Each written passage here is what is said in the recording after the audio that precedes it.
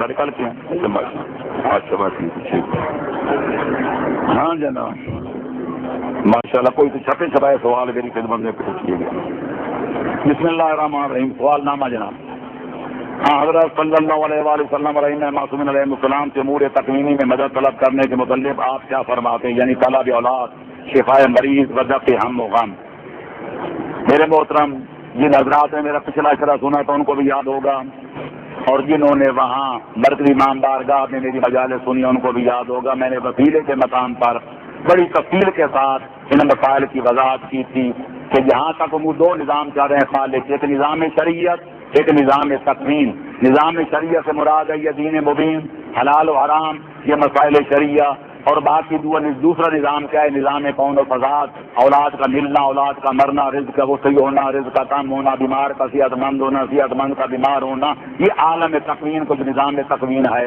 تو لہذا ہمارا صحیح مذہب شیعہ کا عقیدہ یہ ہے کہ جہاں تک نظام شریعت کا تعلق ہے، سرکار محمد و آل محمد نظام شریعت کے سربراہ ہیں. ہم نے دین انہی سے لینا ہے. جس کو وہ حلال کہیں گے ہم اس کو حلال سمجھیں گے، جس کو وہ حرام کہیں گے ہم اس کو حرام سمجھیں گے، جس کو وہ دین کے حدود اربع بتائیں گے ہم انہی حدود اربع کو دین کے حدود سمجھیں گے. تو لہذا نظام شریعت میں وہ ہمارے اور خالق کے درمیان وہ ہمارے صرف واسطے ہی نہیں بلکہ ہمارے دین کے حاکم اعلیٰ وہی ہیں. اور جہاں تک نظام تکوین کا تعلق ہے، اولاد کا تعلق ہے، جائیداد کے دینے لینے کا تعلق ہے، صحت و مرض کا تعلق ہے، تو مذہب شیعہ کا عقیدہ یہ ہے کہ نظام تکوین میں کائنات کا خالق، مالک، خالق خدا ہے، اور خدا تک پہنچنے کا وسیلہ محمد و آل محمد علیہ الصلاۃ والسلام ہے. لہذا بارہا گفتم و بار دیگر میں گویم، اگر کوئی یہ کہتا ہے کہ خدا نے یہ مارنے، جلانے، اولادیں دینے، اولادیں لینے، صحت دینے، بیمار کرنے، سارے یہ کائنات کے جو امور ہیں ان کی چلانے کا محکمہ خدا نے محمد و آل محمد کے حوالے کر دیا اور خدا فارغ ہو چکا. یہ یہودیت ہے، یہ نصرانیت ہے، یہ نہ اسلام ہے نہ آل محمد کا پیغام ہے. اور اگر کوئی یہ کہتے کہ آل محمد کا کوئی دخل نہیں، بس خدا ہی خالق، خدا ہی مالک، خدا ہی خالق، نہ کوئی واسطہ نہ وسیلہ، یہ وہابیت ہے. یہ بھی آل محمد کا مذہب نہیں. مذہب آل محمد یہ ہے کہ کہیں اولاد ہو یا جائیداد ہو، صحت ہو یا مرض ہو، موت ہو یا حیات ہو، ہر کام میں خالق کے کائنات کو مرکز سمجھنا اور آل محمد کو اس مرکز تک پہنچنے کا وسیلہ سمجھنا. یہی اللہ کا قرآن کہتا ہے، یہ 14 کا فرمان کہتا ہے.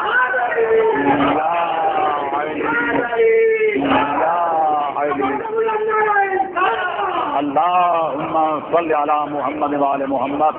لہذا ہم یا علی مدد کہتے ہیں، آل محمد کی مدد کے قائل ہیں تو وسیلہ سمجھ کے خدا سے مدد مانگتے ہیں تو مرکز سمجھ کے رب العالمین سمجھ کے. ان میں گڑبڑ نہیں ہونی چاہیے. خدا جو ہے وہ مرکز ہے، آل محمد مرکز تک پہنچنے کا وسیلہ ہیں. صلوات پڑھیں محمد و اہل بیت محمد پر. دوسرا عقیدہ، کیا یہ اعتقاد رکھنا صحیح ہے کہ ائمہ معصومین علیہ السلام عالم الغیب ہیں یا نہیں ہیں؟ یہ علمی مسئلے ہیں. میں نے اصول و شریعہ میں ایک پورا باب اس پر منعقد کر کے اس میں قرآن کی آیات، صحابہ معصومین کے روایات، 1400 سال کے علماء شیعہ کے اقوال اور تمام جو ہیں باتیں نقل کی ہیں، ان ساری باتوں کا لب لباب آپ ایک دو جملوں میں مجھ سے سننا چاہتے تو میں یاد کروں گا کہ خالق جس فرماتے عالم الغیب فلا یظہر علی غیب احدا الا من ارتضی من رسول. خالق فرماتے عالم الغیب میں ہوں، میں جتنی مقدار جس نبی کو یا جس نبی کے وسیع کو چاہتا ہوں بتا دیتا ہوں. تو لہذا علم غیب کا مرکز بھی رب العالمین کی ذات ہے. وہ بہتر جانتے ہیں کہ کسی نبی کو یا کسی نبی کے وسیع کو کتنا علم غیب عطا کرنا ہے اور کتنے امور غیبیہ پر ان کو آگاہ کرنا ہے. ان کی مقدار یا وہ دینے والا جانتا ہے یا لینے والے جانتے ہیں. وہ بے شمار امور غیبیہ پر اطلاع رکھتے ہیں، لیکن قرآن اور 14 معصومین کے فرمان سے یہ ایک اصطلاح علماء علم کلام نے مستنبط کی ہے کہ جس کا علم اپنا ذاتی نہ ہو اور جس کا علم کلی اور احاطی نہ ہو اس علم کے عالم کو عالم الغیب نہیں کہا جا سکتا. لہذا صرف کائنات میں خدا کی ذات ہے کہ جس کا علم ذاتی بھی ہے اور کلی اور احاطی بھی ہے. لہذا لفظ عالم الغیب کا اطلاق صرف ذات پروردگار میں کیا جاتا ہے، لیکن یہ نہ مطلب نہیں کہ آل محمد علوم غیبیہ نہیں جانتے، وہ اتنی مقدار جانتے ہیں کہ جس کی مقدار ہم بھی نہیں جانتے. لہذا لیکن یہ الگ بات ہے کہ لفظ عالم الغیب کا اطلاق خالق ذوالجلال کے ساتھ مخصوص ہے. نہج البلاغہ گواہ ہے، قرآن کے 30 پارے گواہ ہیں، کتب اربع گواہ ہیں. لہذا امور غیبیہ پر اطلاع رکھنا، ان سے آگاہی حاصل کرنا الگ بات ہے، تو ان کو عالم الغیب کہنا اور بات ہے. صلوات پڑھیں محمد و اہل بیت محمد پر اللہم صلی اللہ علیہ وسلم. تیسرا سوال، کیا وہ روح القدس جس کے ساتھ امام کی تائید ہوتی ہے یعنی روح امامت، کیا امام کے لیے ذاتی ہے یا اکتسابی، اور کیا کسی وقت امام سے اس کا جدا ہونا اور منقطع ہونا ممکن ہے؟ یہ سوال غلط کیا گیا. روح القدس جس کے ساتھ امام کی تائید ہوتی ہے یہ تو ٹھیک ہے، آگے یعنی روح امامت یہ سوال غلط ہے. روح نبوت الگ ہے، روح امامت الگ ہے، روح القدس الگ ہے. نبی سے نبوت کبھی الگ نہیں ہوتی، لیکن جبریل کئی مرتبہ الگ ہو جاتے تھے، کبھی آ جاتے تھے. امام سے روح امامت کبھی جدا نہیں ہوتی، وہ مہد سے لے کر لحد تک امام ہوتا ہے. امام دنیا میں نہیں بنتے، امام پیدا ہی امام ہوتے ہیں. نبی دنیا میں آ کے نبی نہیں بنتے، نبی پیدا ہی امام ہوتے ہیں. النبی نبی ولو کان صبیا، نبی اس وقت بھی نبی ہوتا ہے جب گھوڑے میں سو رہا ہوتا ہے، اور الامام امام ولو کان فی بطن امہ، امام اس وقت بھی امام ہوتا ہے جب پیٹ میں مادر کی ابھی زینت ہوتا ہے. لہذا روح القدس کو روح امامت کہنا یہ غلط ہے. روح امامت اور ہے، روح القدس الگ ہے. قرآن میں روح القدس جبریل کو بھی کہا گیا، انزلہ روح القدس الیک، کہ میرا حبیب یہ قرآن روح القدس نے تیرے اوپر اتارا ہے. تو یہاں روح القدس جبریل کو کہا گیا. اور روح وَأَيَّدْنَاهُ بِرُوحِ الْقُدُسِ، حضرت عیسیٰ کے بارے میں خدا کہتا ہے کہ جب وہ گھوڑے میں سو رہا تھا تو ہم نے روح القدس سے اس کی تائید کی تھی. آل محمد نے فرمایا کہ روح القدس ایک فرشتہ ہے جس کی شان جبریل سے بھی بلند ہے، میکائیل سے بھی بلند ہے. اکثر بیشتر وہ نبیوں کے ساتھ ہوتا ہے، وہ اماموں کے ساتھ ہوتا ہے، لیکن خالق جو اس کو نبیوں اماموں کے ساتھ کرتا ہے کبھی اس کو بلا بھی لیتا ہے. وہ امام کی ذاتی روح نہیں ہے. ذاتی روح ان کی کیا ہے؟ روح الحیات، روح الایمان، روح نبوت، روح امامت. یہ خالق ان کے ذاتیات میں داخل کی ہے. نہ کبھی حیات الگ ہوتی ہے، نہ کبھی ایمان الگ ہوتا ہے، نہ نبی سے نبوت الگ ہوتی ہے، نہ امام سے امامت الگ ہوتی ہے. لیکن جبریل بھی کبھی آتا ہے کبھی الگ ہو جاتا ہے، روح القدس بھی کبھی آتا ہے کبھی چلا جاتا ہے. لہذا یہ کہنا کہ وہ ذاتی ہے یہ اکتسابی ہے، نہ اکتسابی ہے نہ ذاتی ہے، وہ خالق کی عطا کردہ ذاتی ہے. صلوات پڑھ دو محمد و اہل بیت محمد پر اللہم صلی اللہ علیہ وسلم. یہ اعتقاد رکھنا کیسا ہے کہ ائمہ معصومین علیہم السلام آنے واحد میں متعدد مقامات پر حاضر ہونا واجب ہے یا جائز ہے؟ اور کیا ان کے حاضر ناظر ہونے کی وجہ ان کے ارواح کی لطافت ہے یا ان کے ابدان کی نورانیت ہے؟ میرے عزیزوں، میرے بزرگوں، میرے بھائیوں، یاد رکھو، ایک ہوتے رٹے رٹائے الفاظ، ایک ہوتے الفاظ کے معنی. لفظوں کو رٹ لینا بڑا آسان ہوتا ہے، اور ان کے مطالب و معنی پہ غور کر کے سمجھنا اور سمجھنے کے بعد ان کی تصدیق یا تردید کرنا یہ بڑا مشکل کام ہوتا ہے. ہم خدا کو حاضر و ناظر کہتے ہیں، عام لفظوں میں یہی لوگ کہتے ہیں ائمہ اہل بیت بھی ہر جگہ حاضر و ناظر ہیں. لیکن دیکھنا یہ ہے کہ خدا کے حاضر و ناظر ہونے کے معنی کیا ہیں. خدا کے حاضر و ناظر ہونے کے معنی یہ ہیں کہ خدا کا نہ کوئی بدن ہے، نہ کوئی خدا کا جسم ہے، نہ وہ مکان کا محتاج ہے، وہ نہ زمان کا محتاج ہے. خدا کے حاضر و ناظر ہونے کا معنی یہ ہے کہ کائنات ارضی و سماوی ہر شے خدا کے علم میں ہے. کائنات کا کوئی ذرہ خدا کے علم سے غائب نہیں ہے. نحن اقرب الیہ من حبل الورید. خدا فرماتے ہیں جہاں بھی کوئی آدمی ہوتا ہے اس کی شارگ حیات سے بھی میں اس سے زیادہ قریب ہوتا ہوں. کیا خدا ہمارے قریب بیٹھا ہوتا ہے؟ ہم کھڑے ہوتے ہیں تو خدا کھڑا ہوتا ہے. تو مطلب یہ ہو گیا کہ ہماری شارگ حیات سے زیادہ قریب ہے. یعنی علمی طور پر، احاطی طور پر، فضل و کمال کے طور پر کوئی کائنات کا ذرہ خدا کی قدرت سے، خدا کے علم سے خارج نہیں ہے. باقی رہ گئے خدا کی مخلوق، وہ نورانی ہو، ظلمانی ہو، بشری ہو، انسانی ہو، کوئی فرشتہ ہو، کوئی جن ہو، کوئی ملک ہو، کوئی انسان ہو جو جسم رکھتا ہے، جسم لطیف ہو یا جسم کثیف ہو، سمجھنے کی کوشش کرنا. جو جسم دار کا ہے وہ ایک لمحے میں ایک جگہ پہ ہوگی، اگر اس جگہ کو چھوڑے گی وہ جگہ خالی نظر آئے گی، دوسری جگہ پر نظر آئے گی. جبریل کو لے لو، جبریل نورانی تھے یا نہیں؟ وہ پیغمبر کی بارگاہ میں جب وہی لاتے تھے، خدا کی بارگاہ سے وہی لاتے، پیغمبر تک پہنچاتے. تو میں آپ سے پوچھنا چاہتا ہوں، جب خدا سے وہی لے رہے ہوتے تھے اس وقت پیغمبر کی خدمت میں حاضر بھی ہوتے تھے؟ نہیں. جب یہاں پیغمبر کی بارگاہ میں آتے تھے اس وقت خدا کی بارگاہ میں آسمان پر بھی ہوتے تھے؟ ماننا پڑے گا نہیں. پیغمبر کو لے لو، پیغمبر جبریل کے بھی سردار، کائنات کے آقا انعامدار، خدا ان کو معراج پہ لے گیا، کعبہ قوسین اور ادنا کی منزل پہ لے گیا. تو میں آپ سے پوچھنا چاہتا ہوں، سوال کرنے والوں سے پوچھنا چاہتا ہوں، جب پیغمبر کعبہ قوسین کی منزل پر تھے اپنے بدن کے ساتھ زمین پر بھی تھے؟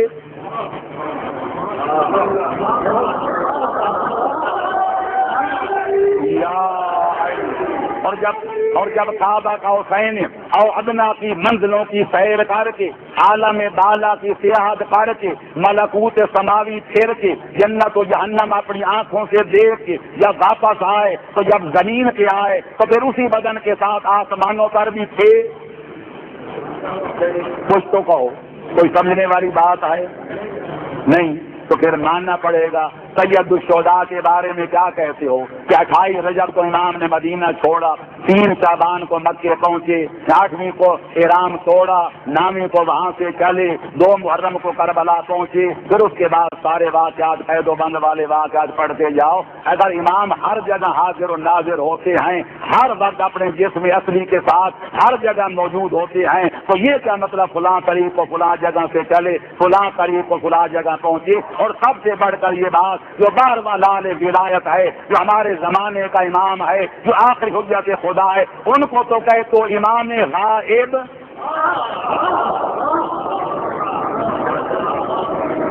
اگر ہر جگہ حاضر ہیں تو پھر غائب کیوں کہتے ہو؟ اور اگر غائب ہے تو پھر حاضر کا کیا معنی؟ آپ کے ذہنوں کو زیادہ کروں جو آپ کے ذہن میں ہے میں بتانا چاہتا ہوں. میں بھی مانتا ہوں لیکن اس باریکی کو سمجھنا بڑا مشکل کام ہوتا ہے. تو میں یاد کروں گا کہ امام ہو یا نبی وہ ایک جگہ پر ہوتے ہیں. دنیا میں تھے، کبھی مکے میں ہوتے تھے، کبھی مدینے میں ہوتے تھے، کبھی مدائن میں ہوتے تھے. اس وقت جنت الفردوس کے اعلیٰ غرفات میں ہیں. نبی و امام ایک وقت میں ایک مقام پر ہوتے ہیں، لیکن اگر وہ کسی جگہ جانا چاہیں تو ہماری آنکھ جھپکنے سے پہلے لاکھوں میلوں کی مسافت پہ جا بھی سکتے ہیں اور جا کر واپس آ بھی سکتے ہیں.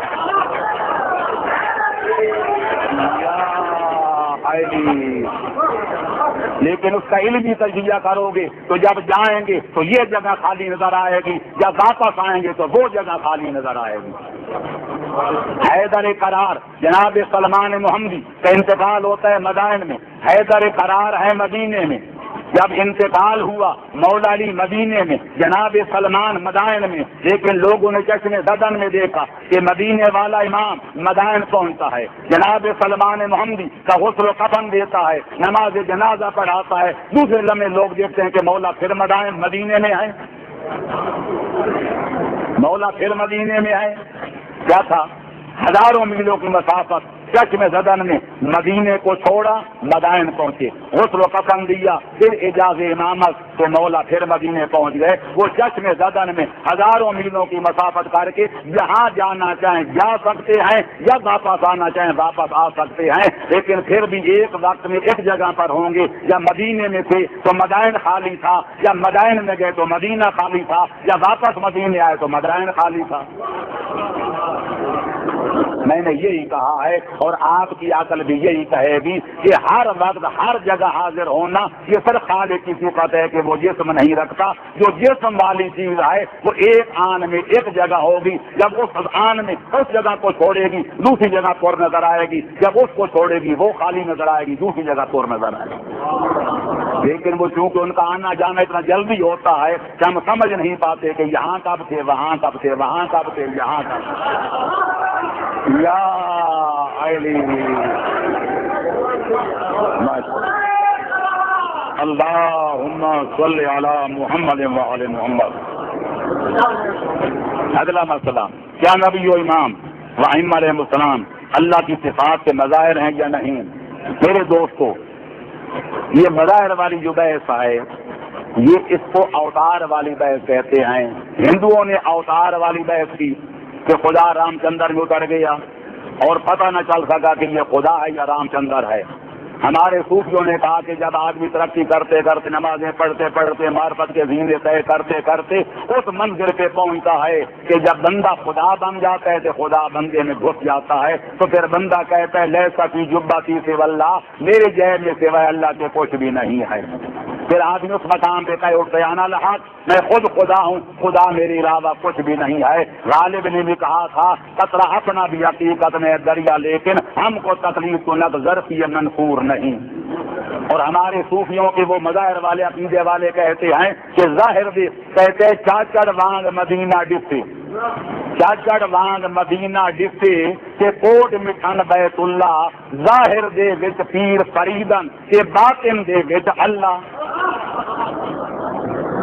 یہ ہے مظاہر والی بات جس کی میں نے اپنی کتاب میں رد کی ہے. یہی وہ مظاہر والی بحث ہے جو لوگ کہتے ہیں کہ جب عارف خدا تک پہنچ جائے, ترقی کرتے کرتے واصل باللہ ہو جائے, اس مقام پہ آدمی پھر کہتے ہیں من تو شدم تو من شدی, میں تو بن جاؤں تو میں بن جا, من تن شدم تو جان شدی, میں بدن بن جاؤں تو روح بن جا, تو بدن بن جا میں روح بن جاؤں, کس نہ گوید بعد ازی من دیگرم تو دیگری, تاکہ یہ کوئی نہ کہہ سکے تو اور ہے میں اور ہوں. اس معنی کے اعتبار سے ائمہ اہل بیت کو خدا کا مظاہر کہنا کہ خدا ان کے اندر ظہور کرتا ہے, خدا ان کے اندر حلول کرتا ہے, خدا ان کے جسموں میں نزول کرتا ہے, مذہب شیعہ کے بنیادی عقائد میں شامل ہے اور صفات سلبیہ میں داخل ہے. نماز شیعہ سے شروع کرو, نماز جعفریہ تک چلے جاؤ, توفۃ الانام سے شروع کرو اور باقی کتابیں توضیحات المسائل تک چلے آؤ. خدا کسی شے میں حلول نہیں کرتا, خدا کسی شے میں اترتا نہیں ہے. یہی مطلب ہے کہ خدا کی کوئی شے مظہر نہیں ہے کہ خدا اس کے اندر جلوہ گر نظر آئے. ہر شے مخلوق خدا ہے, مخلوق میں اعلیٰ بھی ہے اور ادنا بھی ہے, لیکن کسی شے میں خدا حلول نہیں کرتا, ظہور نہیں کرتا.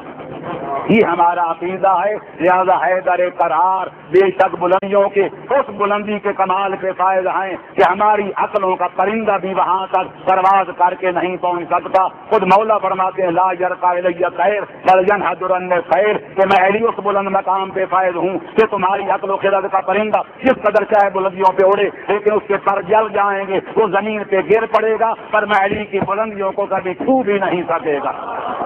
ہم علی ولی کو اتنا بلند مانتے ہیں, لیکن پھر بھی ہمارا عقیدہ ہے کہ خدا بند عالم نہ نبی میں حلول کرتا ہے نہ علی کے جسم میں ظہور کرتا ہے. پھر بھی عبد عبد ہے, معبود معبود ہے, خالق خالق ہے, مخلوق مخلوق ہے, رب رب ہے, مربوب مربوب مربوب مربوب ہے, عبد عبد ہے, معبود معبود ہے, ساجد ساجد ہے, مسجود مسجود ہے. علی ساری کائنات سے افضل, علی ساری کائنات سے اعلیٰ, علی نبی کے بعد ساری کائنات سے بلند اور ساری کائنات سے بالا. لیکن ہم نے اسی علی کو دیکھا نماز فریضہ الگ, اس کے نوافل الگ, نماز تہجد الگ, نماز شفع الگ, نماز وتر الگ, روزانہ یومیہ 1000 نافلہ پڑھ کے 2000 سجدے ادا کر کے پھر بھی کہتے ہیں ما عبدنا کا حق عبادت ہے, تو تیری عبادت کا حق تھا وہ علی ادا نہیں کر سکا.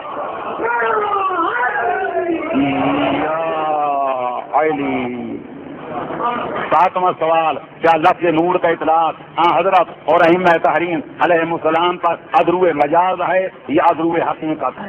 تو گزارے یہ ہے کہ لفظ نور کے بارے میں میں نے اپنی کتاب اصول و شریعہ میں ثابت کیا ہے کہ آج تک سوائے نبیوں اماموں کے ان کو الگ کر کے باقی کو جتنا سے بڑا مجتہد ہو، کوئی بڑے سے بڑا عالم اور فاضل ہو، آج تک نہ کوئی نور کی حقیقت سمجھ سکا ہے کہ نہ قیامت تک کوئی سمجھ سکے گا۔ ہمارے پاس سوکھلے لفظ ہیں، خدا نے اسلام کو نور کہا، خدا نے قرآن کو نور کہا، خدا نے ایمان کو نور کہا، خدا نے نبی کو نور کہا، خدا نے امام کو نور کہا، خدا نے مومن کو نور کہا، یخرج من الظلمات الی النور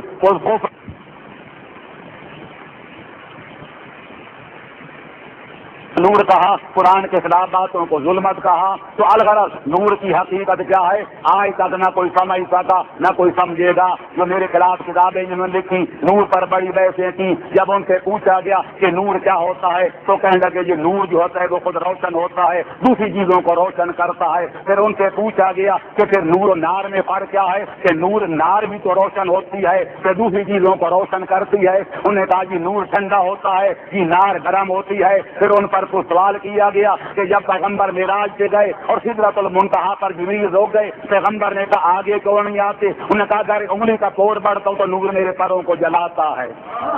تو یہاں تو نور جلا رہا ہے، نور بھی گرم ہو گیا، نار بھی گرم ہو گئی، پھر نور و نار میں فرق کیا رہ گیا؟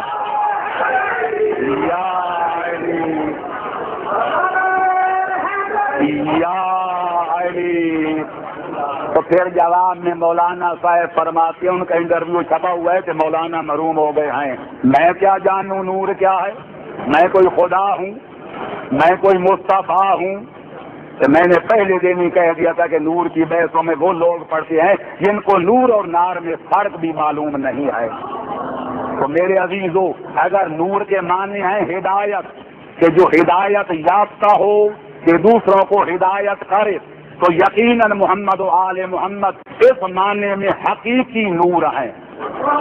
اور یہ ایمان مولانا بشیر نے حقائق الوسائط میں بیان کیے، کہتے ہیں کہ وہ حقیقی نور ہیں کیونکہ وہ ہادی ہیں۔ تو لہذا اگر نور کے معنی ہدایت کے ہیں کہ جو خود ہدایت یافتہ ہو کہ دوسروں کو ہدایت کرے، تو یقیناً محمد و آل محمد یقیناً حقیقی معنوں میں نور ہیں کیونکہ وہ حقیقی ہادی کائنات ہیں۔ اور اگر نور کے معنی وہ ہیں کہ جس چیز سے فرشتے پیدا ہوئے وہ شے کیا ہے اگر سے ہمیں پتہ نہیں، تو لہذا اگر وہ معنی ہیں تو پھر محمد و آل محمد کو جو نور کہا گیا تو اس بنا پر ان کے روح مقدس نورانی ہیں اور ان کے ابدان شریفہ انسانی ہیں۔ تو چونکہ ان کے بدن ان کے روح کے حامل ہیں اس لیے ان کو کہا گیا کہ یہ نور ہیں۔ تو لہذا اگر روح کے اعتبار سے دیکھا جائے تو وہ نورانی ہیں کہ نورانی بھی ان کے خادم نظر آتے ہیں، جبریل ان کے شاگرد نظر آتے ہیں۔ اور اگر جنبہ بشری کے لحاظ سے دیکھا جائے تو وہ خیر البشر ہیں کہ جو علی کو خیر البشر نہیں مانتا وہ مسلمان کہلانے کا حقدار نہیں ہے۔ یا علی یا علی۔ آخری سوال یہ ہے کہ کیا یہ عقیدہ رکھنا جائز ہے کہ ائمہ معصومین علیہ السلام رزق تقسیم کرتے ہیں یا نہیں؟ میرے بھائیوں، سیدھے راستے پہ چلنا دنیا میں صراط مستقیم ہے کہ آخرت میں جو دنیا والے صراط مستقیم سے گزر جائیں گے آخرت والی سے بھی گزر جائیں گے۔ میں جانتا ہوں کہ میری قوم کا مزاج کیا ہے۔ ہمارے پاس معلومات کا ذریعہ انگلیوں پر گنے جا سکتے ہیں وہ لوگ جن نے کتابیں پڑھ کے علم حاصل کیا کہ ہمارا مذہب کیا ہے، انگلیوں پر گنے جائیں گے وہ لوگ جو مدارس دینے میں داخل ہوئے اور علماء کے سامنے ذان و ادب طے کیا اور دین کو من ہے تو دین سمجھا کہ دین کی حقیقت کیا ہے، عقیدہ کیا ہے۔ اکثر بیشتر ہمارے پاس سرمایہ علمی وہی ہے جو ہم نے سٹیج والوں سے سنا، جو مولویوں سے سنا، جو ذاکروں سے سنا، جو رتب و یابس بیان کرنے والوں سے سنا، ہم نے اس کو پلے باندھ لیا اور ایسا پلے باندھا اگر قرآن جو اس کے خلاف کہتے ہیں قرآن کو چھوڑ دیں گے پر سنی سنائی باتوں کو کبھی نہیں چھوڑیں گے۔ بچپن سے ہم نے سنا کہ مولا علی روزی تقسیم کرتے ہیں، کسی کو زیادہ دیتے ہیں کسی کو تھوڑا دیتے ہیں، لیکن تعجب کی بات ہے جو ذاکر یہی بیان کرتے ہیں کہ مولا علی روزی تقسیم کر دیں، ذرا ان کو مجلس پڑھا کے پیسے تھوڑے دے دینا، پھر آپ کو جہنم کا ٹکٹ دے کے جاتے ہیں یا نہیں؟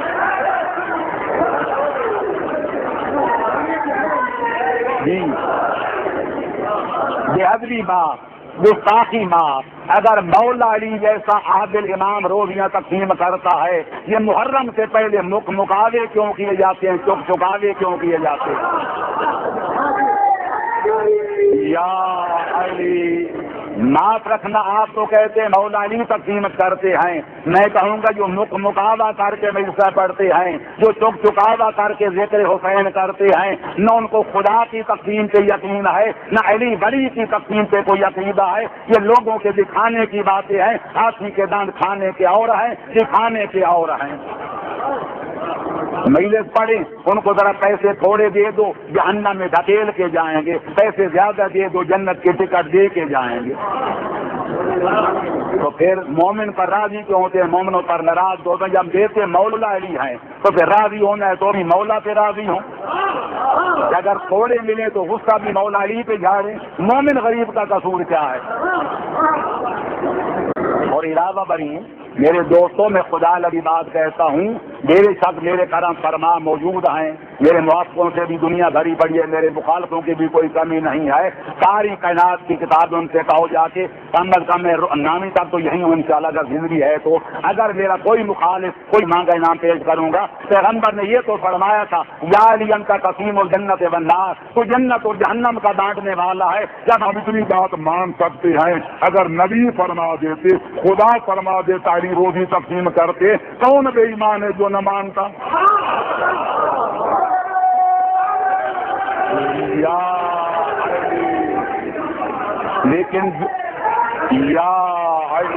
لیکن جو بات نہ خدا فرمائے، نہ مصطفیٰ فرمائے، نہ خود مرتضیٰ فرمائے، ہم سینے سے دھڑ کے اپنی سینہ گرد مولا کی طرح منسوب کریں تو ہمارا خود ساختہ عقیدہ ہوگا، تو خدا کا بنایا ہوا دین نہیں ہوگا۔ قرآن کہتا ہے نحنو، تفصیل میں جانے کا وقت کہاں سے لاؤں، وقت ختم ہو رہا ہے اور آج ایک سوال نامہ سارا وقت لے گیا۔ خدا فرماتا ہے نحنو قسمنا بینہم معیشتہم فی الحیات الدنیا، ہم لوگوں کی روزی تقسیم کرتے ہیں، کسی کو شاہ بناتے ہیں، کسی کو گدا بناتے ہیں، یبسط الرزق لمن یشاء ویقدر، جس کا میں چاہتا ہوں رزق وسیع کر دیتا ہوں، جس کا چاہتا ہوں رزق تنگ کر دیتا ہوں۔ اگر میں وسیع کر دوں کوئی تنگ نہیں کر سکتا، اگر میں تنگ کر دوں تو کوئی رزق کشادہ نہیں کر سکتا۔ اور مولا علی نے خود فرمایا رضینا قسمت الجبار فینا لنا علم وللآداء مال فإن المال یفنی عن قریب فإن العلم یبقی لا یزال، ہم آل محمد خدا کی عادلانہ تقسیم پہ راضی ہیں، خدا کی عادلانہ تقسیم پر کہ جس نے ہمارے دشمنوں کو مال دیا، دولت دنیا دی، اور آل محمد کو دولت علم دی۔ یا رضینا قسمت الجبار فینا، ہم اللہ کی عادلانہ تقسیم پہ راضی ہیں کہ جس نے ہمارے دشمنوں کو دولت مال و ظرف دی اور ہمیں دولت علم و فضل و کمال دی۔ فرمائے علم اور دولت مال میں فرق ہی ہے، ایک وقت آئے گا نہ مال رہے گا، نہ زر رہے گی، نہ زردار رہے گا، نہ سرمایہ رہے گا، نہ سرمایہ دار رہے گا، نہ مال رہے گا، نہ مالدار رہے گا، ہر شے فنا ہو جائے گی، لیکن علم وہ دولت ہے، نہ علم کو زوال ہے، نہ حقیقی علماء کو زوال ہے۔ تو لہذا میرے بھائیوں، اور یہ بھی سمجھو کہ تقسیم کا معنی کیا ہے۔ خدا کے کوئی خزانے، کوئی انبار بھرے پڑے ہیں جس سے مولا پائیاں اور منوں کے حساب سے یا ٹنوں کے حساب سے لوگوں کو دیتے ہیں، یا کوئی نوٹوں کا کوئی انبار بھرا ہوا ہے مولا مٹھیاں بھر بھر کے دیتے ہیں۔ آل محمد نے فرمایا خدا کی روزی تقسیم کرنے کا معنی خدا کا روزی مقدر کرنا ہے، مقدر کرنے والا خدا ہے، تو لہذا جو مقدر کرتا ہے اسی کو مقسم الارزاق کہتے ہیں۔ تو یوں آپ کہہ سکتے ہیں کہ مولا علی ہوں یا باقی ائمہ تحریر، خدا اگر ہمیں روزی دیتا ہے تو آل محمد کے محاذے میں دیتا ہے، علی اور اولاد علی کے صدقے میں دیتا ہے۔ یا علی یا علی، اور یہی دعائے عدیلہ کا مطلب ہے جو مفاتح الجنان میں بھی ہے، زاد المعاد میں بھی ہے، تحفۃ العوام میں بھی ہے، رب وجود ہی ثبتت الارض والسماء رب یمن ہی روزے البرا، اگر کائنات کو خدا رزق دے رہا ہے تو بار میں لال ولایت کے وجود کا صدقہ ہے، اگر زمین اور آسمان اپنے مرکز و محور پر قائم ہے تو بار میں ہادی مادی کی جوتیوں کا صدقہ ہے۔ قدم سے مہدی دین کے زمین قائم ہے پانی پر، قرار کشتی دنیا کے لنگر ایسے ہوتے ہیں۔ وآخر دعوانا، جو مجھے میرے پیش کیا گیا، میں نے مفصل نیچے نام بھی لکھے ہوئے ہیں، احمد پورہ جانب پیر شاہد آزمی صاحب، یہ بلتستانی امام بارگاہ محلہ احمد پورہ راولپنڈی۔ تو جن حضرات کے بھی ہوں مجھے قائل سے غرض ہے، مجھے قول سے غرض نہیں ہے، مجھے قول سے غرض ہے، قائل سے غرض نہیں ہے۔ جو بھی ہو، باہر کے آپ نے سوال بھی سن لیے، یہ میری کتابوں کو سامنے رکھ کر مرتب کیے گئے تھے، میرے معروضات بھی سن لیے، یہ میری کتابوں کا اور میرے معتقدات کا لب لباب تھی اور خلاصہ تھے۔ صلوات پڑھیں محمد و اہل بیت محمد پر۔ جب ختم ہو گیا، لیکن کیونکہ یہ سوال اگر آج اس کا میں جواب نہ دوں تو یہ بالکل انہیں سوالوں کے ساتھ مربوط ہے، 1-2 منٹ کی اجازت چاہوں گا، باقی سارے انشاءاللہ کل۔ تو یہ کسی صاحب نے مجھ سے پوچھا ہے، اس پر نام نہیں لکھا ہوا، کہ سنا ہے کہ آپ دعویٰ اتحاد کرتے ہیں اور کیا آپ کا حلقہ مقلدین بھی ہے؟ عقیدے کے سلسلے میں تقلید کا کتنا عمل دخل ہے؟ کہ آپ کو معلوم ہے کہ ایک اصطلاح ڈھکو گروہ بھی اپنا رواج میں ہے، اور آپ کی عقیدت مند دیگر مومنین پر ان کے عقائد کے متعلق اعتراض کرتے ہیں، تو آپ کو دیگر علماء کے ساتھ بعض عقائد میں اعتراض ہے، یعنی اختلاف ہے؟ اگر ہے تو کون سے عقائد؟ آج کل ایک اور مسئلہ بھی ہے جس پر پھر آخر بحث ہو رہی ہے، وہ تشہد میں علی ولی اللہ پڑھنا ہے وغیرہ وغیرہ آخر تک۔ تو گزارش یہ ہے کہ جہاں تک اس بات کا تعلق ہے کہ میں مدعی اتحاد ہوں، اس میں کوئی شک نہیں ہے، کوئی شبہ نہیں ہے کہ میں مدعی ہوں اور اپنے دعوے کے ساتھ اپنے آپ کو مجتہد جانتا ہوں۔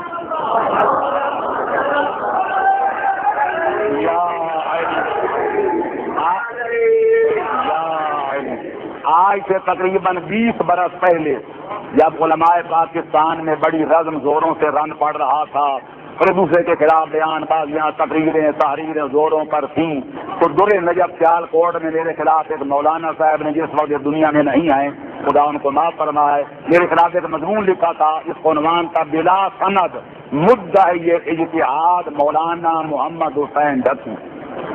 میں نے جواب میں اور کچھ نہ کیا، میری کتاب چھپ رہی تھی، جس کا نام ہے اثبات الامامت، اس کے بعد اصول و شریعت چھپی، اس کے بعد ایک اور کتاب چھپی۔ تو میں نے اپنے وہ اسناد جو علماء عراق نے، جو نجف اور کربلا اور قازمین اور سامرہ کی اس دور کی، آج سے 35 سال پہلے کی بات کر رہا ہوں، جن عالم نے، مجتہدین کرام نے اور مراجع تقلید شیعان جہان نے اس گنہگار کو اتحاد کے سندیں عطا کی تھی، میں نے ان کے فوٹو سگیر شائع کر دیے۔ پھر مولانا کو ایسا سانپ سونگ گیا تھا کہ جب تک زندہ ہے پھر میرے اتحاد سے کبھی اعتراض نہیں کیا تھا۔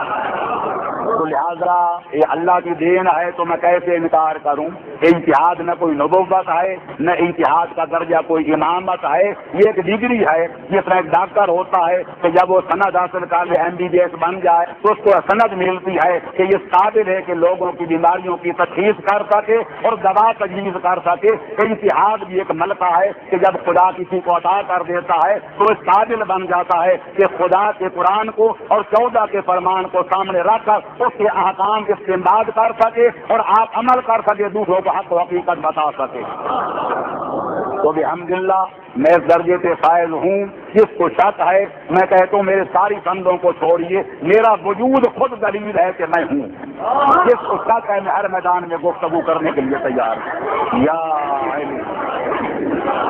جناب امیر نے فرمایا تھا ان الفتح من یقول ہاں انا ذا لیس الفتح من یقول کان ابی۔ مرد وہ ہوتا ہے جو میدان میں کہے میں موجود ہوں، اس کو کبھی مرد نہ کہنا جو کہے میرا بابا ایسا تھا، میرا دادا ایسا تھا۔ جس کو شک ہے میرے ساتھ گفتگو کر لے، دنیا دیکھ لے گی، پانی کا پانی اور دودھ کا دودھ ہو جائے گا۔ میرا رسالہ عملیہ 2 جلدوں میں چھپا ہوا ہے، پہلی ایڈیشن ختم ہو چکا، دوبارہ بڑے اضافوں کے ساتھ چھپ رہا ہے، کتابت مکمل ہو گئی ہے۔ اس کا نام ہے قوانین الشریعہ فی فقہ الجعفریہ۔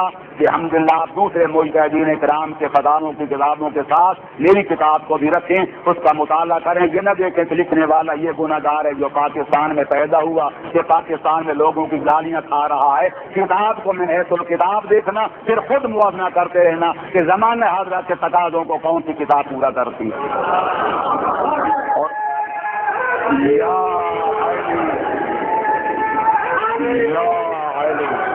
اور وہ میری کتاب میرے بحمدللہ مقلد بھی ہیں، مجھے اس بات پر کوئی فخر نہیں، تو کرنا چاہے تو آپ خود اس کے ہر آدمی کا حق پہنچتا ہے کہ جس کی مناسب سمجھے تقریر کرے، لیکن بحمدللہ ہیں۔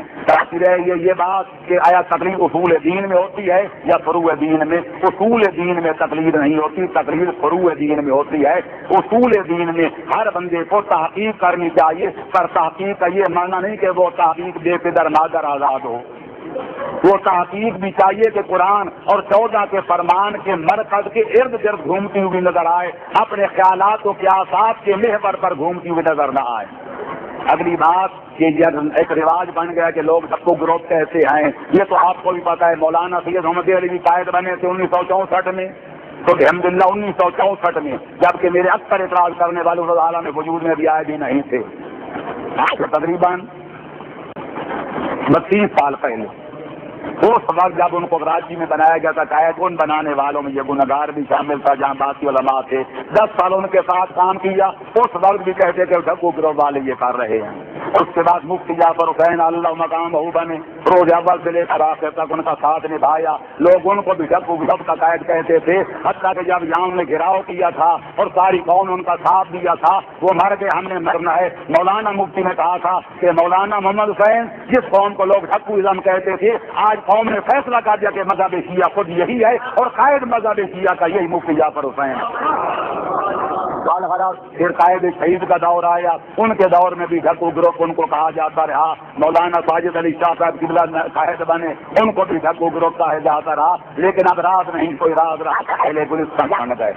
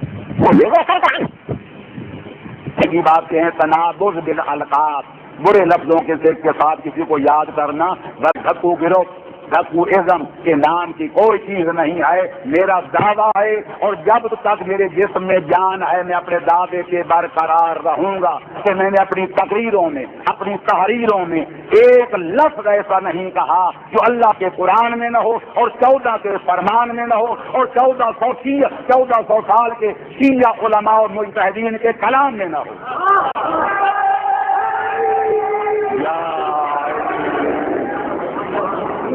جب قرآن میں ہو تو ٹھیک، میری کتاب میں وہی قرآن آ جائے تو غلط بن جائے، باقی کتابوں میں حدیثیں ہوں تو صحیح، جب میری کتاب میں نقل ہوتے آ جائیں تو کفر بن جائیں، وہی علماء کے فتاوی ان کی کتابوں میں ہوں تو ٹھیک ہوں، لیکن جب میری کتابوں میں تو قابل اعتراض بن جائیں۔ پھر بات یہی ہے کہ عین الرضا عن کل عیب قلیلۃ کما ان عین السخط تبدی المساویہ، کہ دوستی والی آنکھ کو دوست میں عیب نظر کوئی نہیں آتا، کہ دشمن کی آنکھ کو دشمن میں کوئی خوبی نظر نہیں آتی۔ میں تو یہی کہوں گا، ہم کہاں کے دانا سے اس ہنر میں یکا تھے، بے سبب ہوا غالب دشمن آسماں اپنا۔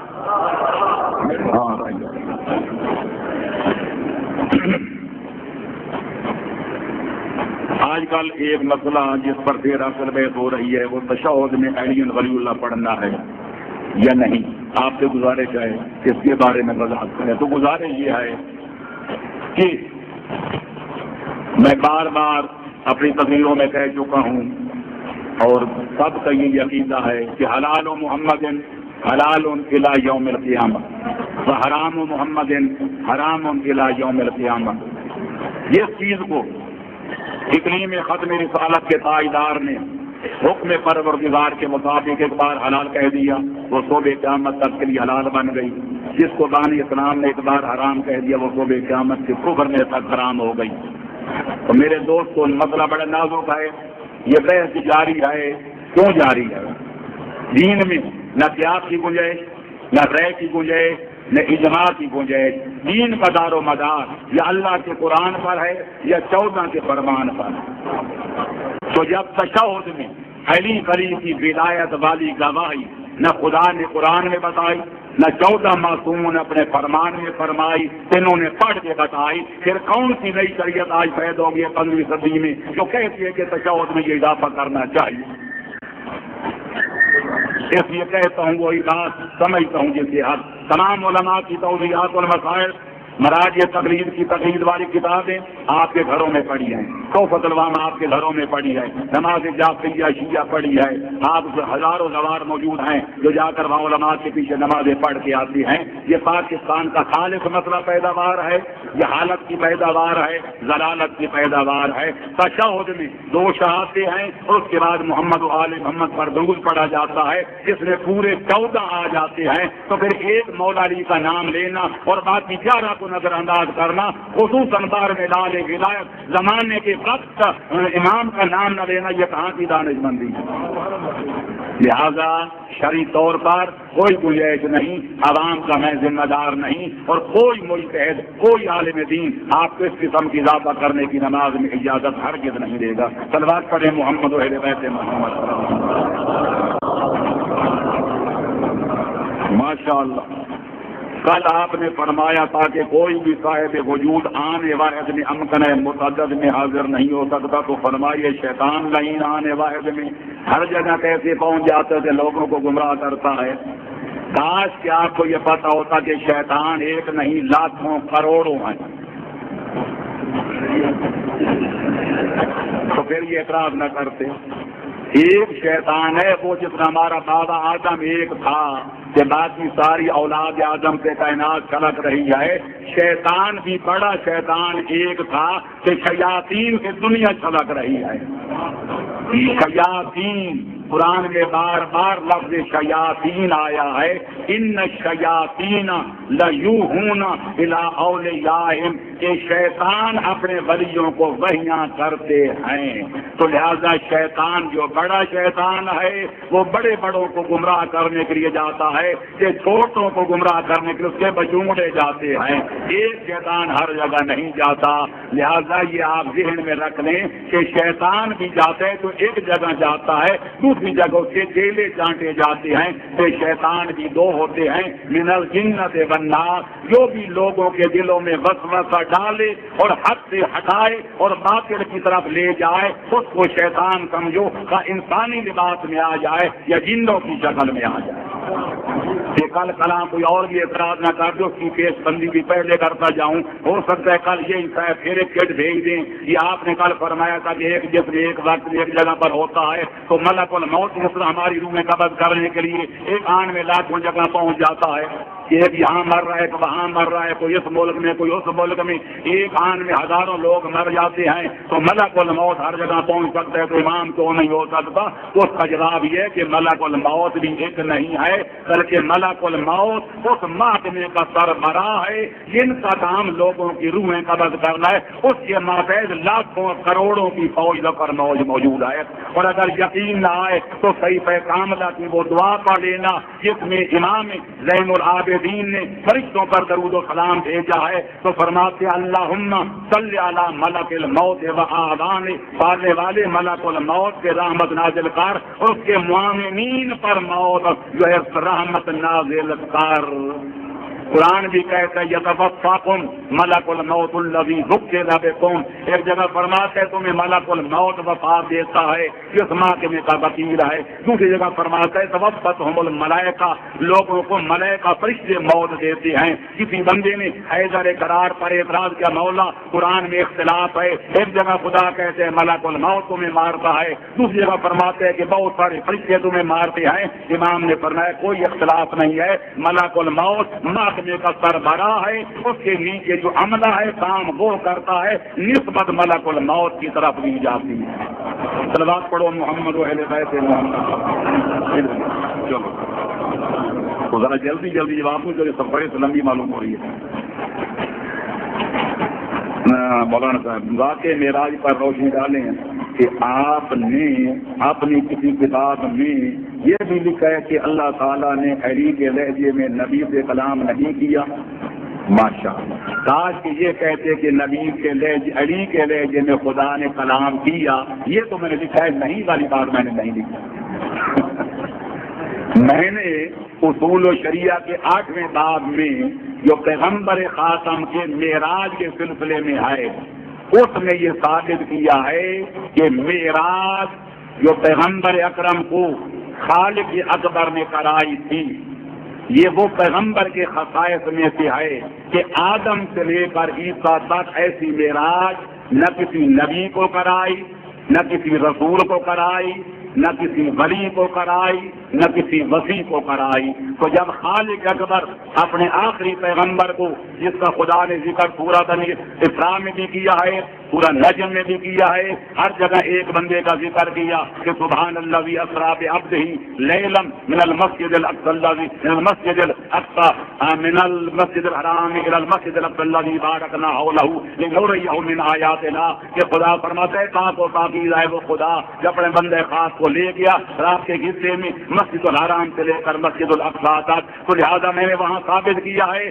کہ معراج کے پیغمبر اکرم گئے تھے، ان کے ساتھ کوئی اور نہیں گیا تھا۔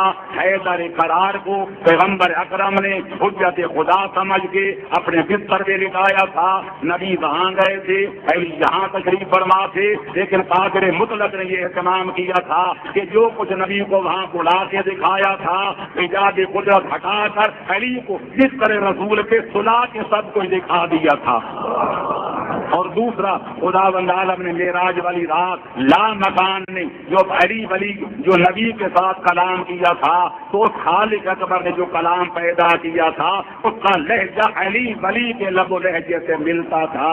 تو گویا نبی یہ سمجھ رہے تھے کہ علی میرے ساتھ کلام کر رہے ہیں، تو خالق نے فرمایا تھا یا رسول اللہ، میں نے دیکھا کہ تیری نظر میں علی سے بڑھ کر کوئی محبوب نہیں ہے، تو اس لیے اس عالم خلوت میں، اس عالم وحدت میں نے علی ولی کے لہجے میں کوئی سے کلام کیا تاکہ تیرا دل مانوس ہو جائے۔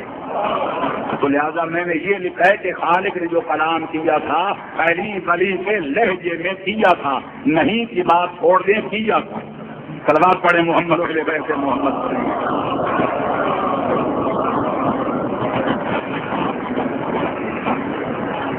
القصص میں حضرت موسیٰ اور البقرہ میں حضرت آدم کا گناہ محفوظ ہوتا ہے۔ ان آیات متشابہات کا مفہوم واضح کریں۔ گزارش یہ ہے کہ آپ نے خود کہا کہ کیا محسوس ہوتا ہے، تو جو محسوس ہوتا ہے وہ اور ہوتا ہے، جو واضح بات ہوتی اور ہوتی ہے۔ اور کل بھی میں نے کیا تھا کہ خدا نے قرآن میں فرمایا کہ قرآن میں ہیں محکم آیات اور محکمات، جن کا مطلب بالکل واضح ہوتا ہے، آشکار ہوتا ہے۔ مومن محکم آیات کی تلاوت کر کے ان کی پیروی کرتے ہیں۔ وَأُخَرُ مُتَشَابِهَاتٌ، اور کچھ ایسی ہوتی ہے متشابہ، تو خالق فرماتے ہیں وَالَّذِينَ فِي قُلُوبِهِمْ زَيْغٌ فَيَتَّبِعُونَ مَا تَشَابَهَ مِنْهُ ابْتِغَاءَ الْفِتْنَةِ وَابْتِغَاءَ تَأْوِيلِهِ، جو جن کے دل ٹیڑھے ہوتے ہیں، جو گمراہ ہوتے ہیں، جو بدراہ ہوتے ہیں، وہ متشابہ ایتوں کے پیچھے پڑتے ہیں تاکہ زمین میں فتنہ و فساد پھیلایا جائے اور خدا کے بندوں کو گمراہ کیا جائے۔ تو میں ایسے لوگوں سے کہوں گا جو سورہ قصص میں یا سورہ بقرہ میں جن کو معاذ اللہ نبیوں کے گناہ محسوس ہوتے ہیں، ایک فارمولہ پیش کرتا ہوں۔ خدا نے شیطان سے کہا تھا ان عبادی لیس لک علیہم سلطان، جو میرے بندے ہوں گے وہ تیرے قابو میں نہیں آئیں گے۔ یہ سب مانتے ہیں کہ خدا نے فرمایا جو میرے بندے ہوں گے وہ تیرے قابو میں نہیں آئیں گے، تو ان پہ کنٹرول نہیں کر سکے گا۔ اب سوال پیدا ہوتا ہے کہ نبی اور رسول یہ اللہ کے خاص بندے ہیں یا نہیں ہیں؟ اگر نبی اور رسول اللہ کے خاص بندے نہیں ہیں تو مجھے خاص بندوں کا نام بتاؤ۔ اور اگر نبی و رسول اللہ کے خالص بندے ہیں، مخلص بندے ہیں، اخذ الخواص بندے ہیں، تو قرآن تو کہتا ہے خدا کے بندوں پر شیطان کا قابو نہیں ہوتا، اور آپ کہتے ہیں کہ محسوس ہوتا ہے کہ شیطان نے ان پر قابو پا لیا۔ تو اللہ کے اعلان کو ماننا جائے یا آپ کے محسوسات کو ماننا جائے؟ تو میرے عزیزو، آل محمد کی بارگاہ میں جب یہ آیتیں پیش کی گئی تھیں تو امام نے چٹکی میں ان ساری آیات کا حل پیش کر دیا تھا۔ ایسی کتاب اگر پڑھنا چاہتے ہیں، اس کتاب کا نام ہے تنزیہ الانبیاء، اصل میں سید برقدہ نے لکھی تھی، اس کا اردو ترجمہ مولانا شریف حسین نوگانوی نے کیا تھا، مولانا محمد حسین سرسوی نے البرہان لدھیانے سے اس کو شائع کیا تھا۔ وہ کتاب لائبریری میں مل جاتی ہے۔ آدم سے لے کر خاتم تک ان متشابہ آیات کو لوگ پیش کر کے نبیوں کے معاذ اللہ گناہ و عصیان ثابت کرنے کی ناکام کوشش کرتے ہیں۔ ہر آیت کے بارے میں معصومین کے ارشادات کی روشنی میں ان کو واضح کیا گیا ہے تو ان میں گناہ کا کوئی نام و نشان نہیں تھا۔ علامہ حیری کے والد علامہ سید ابو القاسم قمی نے بھی اس موضوع پر ایک ضخیم کتاب لکھی، عصمت انبیاء کے سلسلہ میں۔ ان نے بھی ثابت کیا کہ نبیوں کے بارے میں جن آیتوں کو پیش کیا جاتا ہے اصل میں لوگوں نے ان آیتوں کے مفہوم کو سمجھا ہی نہیں ہے۔ وَكَمْ مِنْ آیَةٍ قَوْلًا صَحِيحًا وَآفَتُهُ مِنَ الْفَهْمِ السَّقِيمِ۔ شاعر کہتا ہے کئی لوگ ایسے ہوتے ہیں جو صحیح بات کو کہتے ہیں بات غلط ہے، حالانکہ بات غلط نہیں ہوتی، اپنا دماغ غلط ہوتا ہے۔ تو لہذا اللہ کے نبی آدم سے لے کر حضرت پیغمبر اسلام تک ہر قسم کے چھوٹے اور بڑے گناہوں سے پاک و پاکیزہ ہوتے ہیں۔ اگر اس قسم کی کوئی آیات ہیں تو میرے سامنے لانا، انشاءاللہ اس کی میں وضاحت کر کے آپ کو بے غبار ثابت کر دوں گا کہ جو کوئی ائمہ اہل بیت نے قرآن کے معنی بھی ہے اس کے لحاظ سے کسی نبی کے دامن پر کسی صغیرہ گناہ کا بھی کوئی چھینٹا نظر نہیں آتا۔ صلوات پڑھیں محمد و اہل بیت محمد صلی اللہ علیہ وسلم۔ یزید کے دربار میں جب حضرت زینب سلام اللہ علیہ نے لوٹا ہوا سامان مانگا تو سوال یہ ہے کہ امام حسین کے سر مبارک کو جسم کے ساتھ بعد میں دفن کیا گیا یا نہیں؟ اگر نہیں کیا گیا تو کون سی جگہ پر ہے؟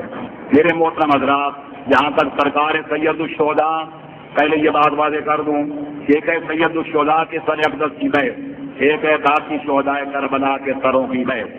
یہاں تک اس پر میں نے مفصل اپنی کتاب سعادت الدارین فی مقتل الحسین میں مکمل بحث کی ہے، تاریخی حوالوں سے، اور اس سلسلہ میں جو کوئی اختلافات علماء مورخین میں سارے میں نے گنوائے ہیں، اور سارے اختلافات کا لب لباب یہ عرض کرتا جاؤں کہ جہاں تک باقی شہداء کے سروں کا تعلق ہے، تاریخ میں اتنا ملتا ہے کہ ان کو دربار یزید میں ایک بار پیش کیا گیا تھا، اس کے بعد تاریخ آ کر یہاں خاموش ہو جاتی ہے کہ بعد میں ان فرحۂ مبارکہ کو کہاں لے جایا گیا، کہاں دفنایا گیا، تاریخ خاموش ہے تو مجبوراً ہم بھی خاموش ہیں۔ لیکن جہاں تک سرکار سید الشہداء کے سر اقدس کا تعلق ہے، اس میں 5-6 قول ملتے ہیں۔ ایک یہ کہ وہیں دفنایا گیا تھا شام میں، ایک یہ کہ اس کو مصر میں جا کر دفن کیا گیا، تیسرا قول ہے کہ قلان میں جا کر دفنایا گیا، چوتھا قول ہے کہ مسجد نانا کے پاس دفن کیا گیا، پانچواں قول ہے کہ نجف اشرا میں سید جناب امیر الروم کے سرائے مبارک کے پاس دفن کیا گیا۔ لیکن جس قول کو میں نے اختیار کیا ہے اور ہمارے مشہور علماء شیعہ نے، وہ یہی ہے کہ سید الشہداء کا سر اقدس ان کے سن اطہر کے ساتھ زمین کربلا میں سید الشہداء کے مزار اقدس میں دفن کیا گیا تھا۔ اب اس کی کیفیت کیا ہے، نوعیت کیا ہے، کب دفن کیا گیا، کس طرح وہاں پہنچایا گیا، یہ تفصیلات پڑھنے کے لیے، معلوم کرنے کے لیے میری ساتھ دورین پڑھ لینا۔ لیکن یہ بات اپنی جگہ طے شدہ ہے کہ سید الشہداء کا سر اقدس اس وقت نہیں ملا تھا جب یہ قیدی رہا ہوئے تھے، لیکن بعد میں اعجاز امامہ سے یا کسی اور طریقے سے پر لایا گیا اور جس میں اثر کے ساتھ کربلا کی سرزمین میں دفن کیا گیا۔ صلوات پڑھیں محمد و اہل بیت محمد۔ جی، اصول الشریعہ میں رقم شدہ ہے کہ اسرار الشریعہ فی عقائد شیعہ اتنا اشریہ نے کیا اردو گرامر کے لحاظ سے غلط ہے، یہ نہیں لکھا گیا۔ اس میں تھا جواب کتاب کے ایک نام ہے، اس کا نام ہے اپنی قواعد شیعہ فی رد اصول و شیعہ قسم کا نام تھا کہ مولانا صاحب نے کتاب لکھی تھی، اس پر میں نے تبصرہ کیا تھا کہ اس کا نام ہی غلط ہے، کہ اس کا نام لکھا جاتا فی رد اصول و شیعہ، کہ شیعہ اصول کی رد میں وہ اصول و شریعہ کی رد لکھنا چاہتے تو ان کے ذہن میں مطلب اور تھا کہ نام لکھا کہ فی رد اصول شیعہ، کہ شیعہ کے اصول میں رد لکھی گئی۔ تو میں نے کہا یہ معلوم ہوتا ہے کہ خارجی کتاب لکھ رہا ہے مذہب شیعہ کے رد میں، وہ اور بات ہے، اسرار شیعہ کے بارے میں نہیں۔ اسرار کے بارے میں میرا اور تبصرہ تھا تو وہاں پڑھا جا سکتا ہے کہ میں نے کہا تھا معاشر علم کی شعائیں پھوٹ پھوٹ کے نکل رہی ہیں۔ صلوات پڑھیں محمد و اہل بیت محمد صلی اللہ علیہ وسلم۔ کیا بیٹا والدین کی خدمت کرانے پر زوجہ کو مجبور کر سکتا ہے جبکہ زوجہ ایسا نہ کرنے پر بضد ہو؟ شوہر اپنی بیوی کو اپنی خدمت کرانے پر مجبور نہیں کر سکتا، تو ماں باپ کی خدمت